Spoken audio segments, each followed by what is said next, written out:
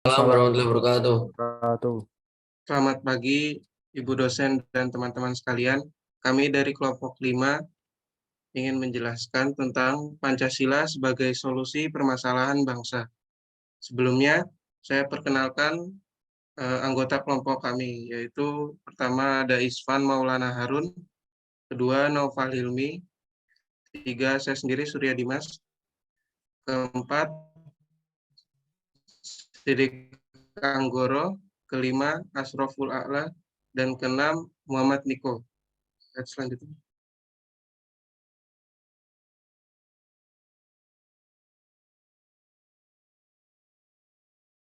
Pancasila. Apa yang dimaksud dengan Pancasila? Pancasila merupakan sumber dari segala sumber hukum di Indonesia yang memiliki nilai-nilai di dalamnya seperti telah dijelaskan dalam pembukaan Undang-Undang Dasar 1945. Indonesia saat ini dihadapkan dengan persoalan dan ancaman radikalisme, kesenjangan sosial, dan kebangkitan ekonomi setelah pandemi yang semuanya bertentangan dengan nilai-nilai Pancasila dan Undang-Undang Negara Republik Indonesia 1945.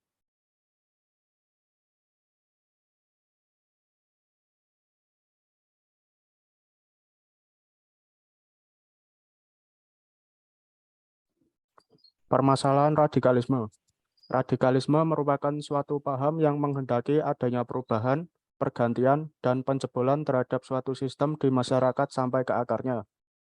Radikalisme menginginkan adanya perubahan secara total terhadap suatu kondisi atau semua aspek kehidupan masyarakat.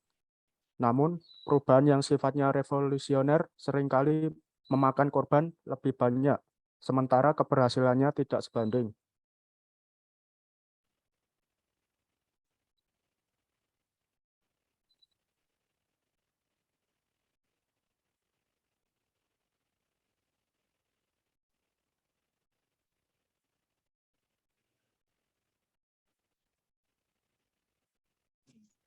Ciri-ciri radikalisme.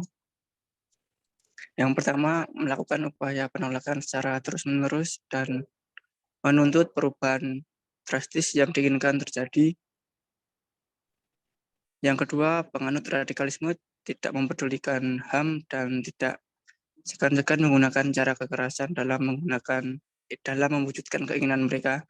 Terus yang ketiga, penganut radikalisme memiliki anggapan bahwa semua pihak yang berbeda pandangan dengannya adalah bersalah.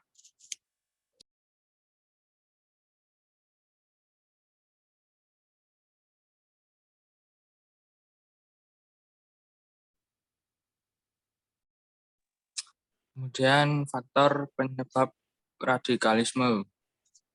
Sentimen terhadap keagamaan. Adanya pemikiran bahwa segala sesuatunya harus dikembalikan ke agama walaupun dengan cara yang kaku dan menggunakan kekerasan. Yang kedua, faktor ekonomi. Sudah menjadi kodrat manusia untuk bertahan hidup dan ketika terdesak karena masalah ekonomi, termasuk meneror manusia lainnya. Yang ketiga, faktor sosial. Mudahnya percaya kepada tokoh-tokoh yang radikal karena dianggap dapat membawa perubahan drastis pada hidup mereka.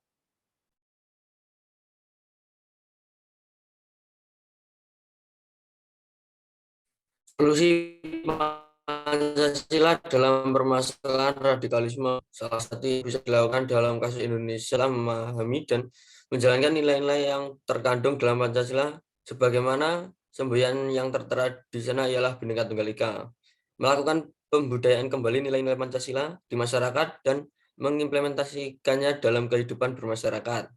Masyarakat memiliki otoritas untuk mengkonsepkan hukum sebagai perilaku dan memfungsikan Pancasila dalam kehidupan bernegara.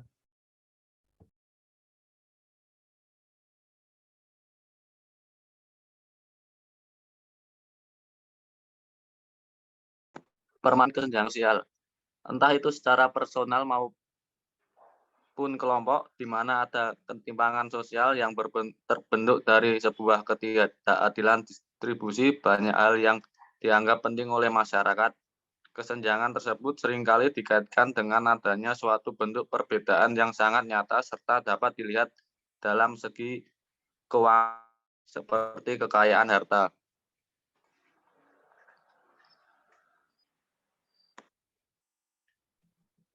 Faktor penyebab kesenjangan sosial itu ada 3. Pertama, perbedaan sumber daya alam. Kedua, pengaruh globalisasi. 3, kebijakan pemerintah. Selanjutnya, dampak kesenjangan sosial juga ada 3, yaitu pertama, pengangguran, tingginya kasus kejahatan, dan target pasar tidak jelas.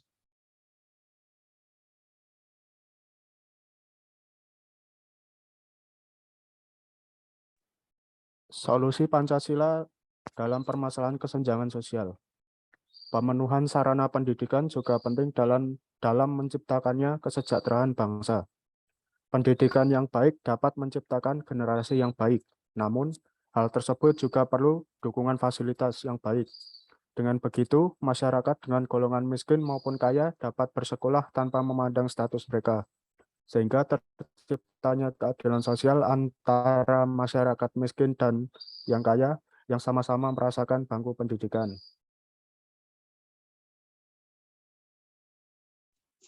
Permasalahan kebangkitan ekonomi setelah pandemi. Penurunan pertumbuhan ekonomi tersebut juga bisa diikuti dengan dampak ekonomi lain seperti peningkatan pengangguran. Hal ini dikarenakan saat pandemi banyak perusahaan yang terganggu sehingga banyak karyawan yang terpaksa dirumahkan.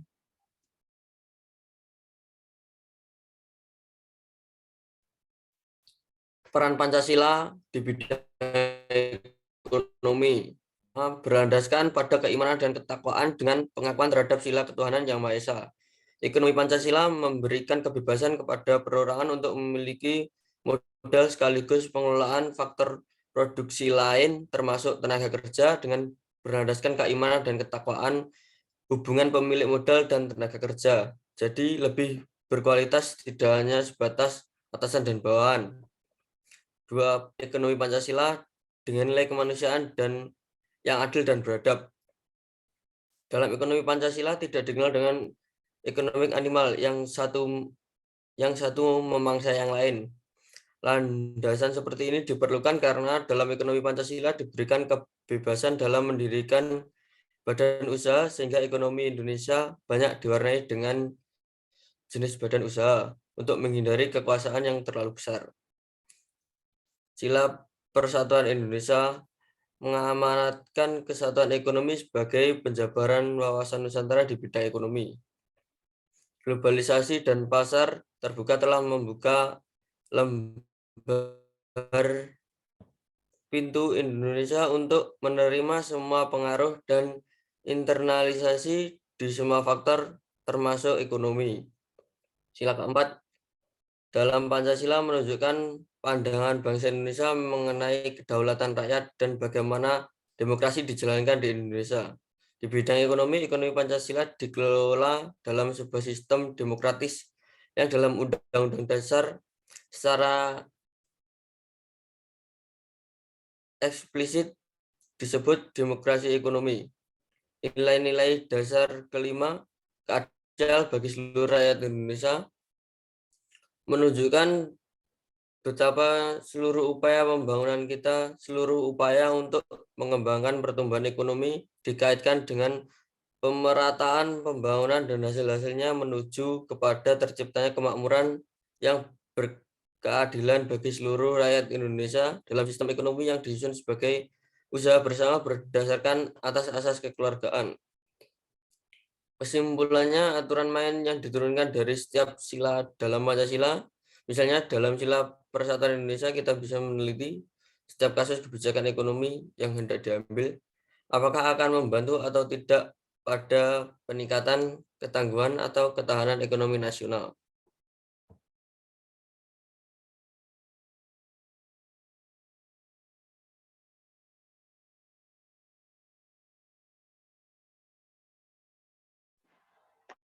Kesimpulan, permasalahan di atas adalah salah satu dari sekian banyak bentuk penyimpangan nilai Pancasila.